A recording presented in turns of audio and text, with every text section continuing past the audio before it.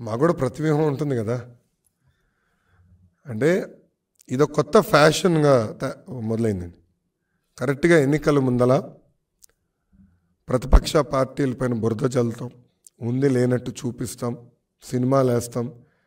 ఇది చూస్తే ఈ సినిమాకి అయ్యే బడ్జెట్ మొత్తం ఏకంగా సైకో జగన్ నుంచే వస్తుంది, ప్రతి రూపాయి వస్తుంది. ఇప్పటికీ ప్రొడ్యూసర్ గారు, డైరెక్టర్ గారు ఐ థింక్ మూడు సార్లు కలిసినట్టున్నారు జగన్. నిన్న మీరు చూస్తే ఆయన తరపున, అంటే రామ్ గోపాల్ వర్మ గారి తరపున పోరాడిన, న్యాయ పోరాటం చేస్తున్న లాయర్ నిరంజన్ రెడ్డి గారు. ఆయన ఎవరండి? వైకాపా రాజ్యసభ సభ్యుడు.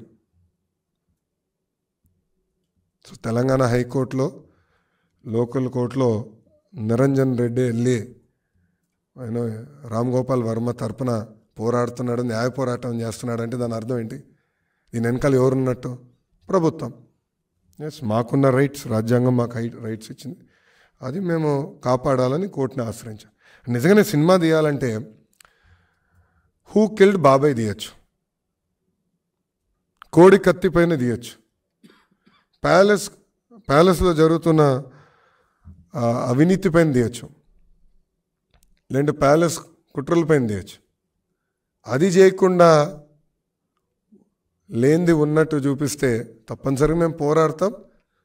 మాకు రాజ్యాంగం కొన్ని హక్కులు కల్పించింది, ఆ హక్కుల్నే కాపాడాల్సిన బాధ్యత కోర్టుల పైన కూడా ఉన్నాయి. నేను సెన్సార్ బోర్డు స్టేట్కి రాశాను, సెంట్రల్ సెన్సార్ బోర్డు కూడా రాశాను, కానీ వాళ్ళు మేము రాసింది పట్టించుకోలేదు. అందుకే మేము కోర్టుని ఆశ్రయించాం. జనవరి 11th వరకు మళ్ళీ స్టే చేశారు, 11th మళ్ళీ వింటానని కోర్టు చెప్పింది.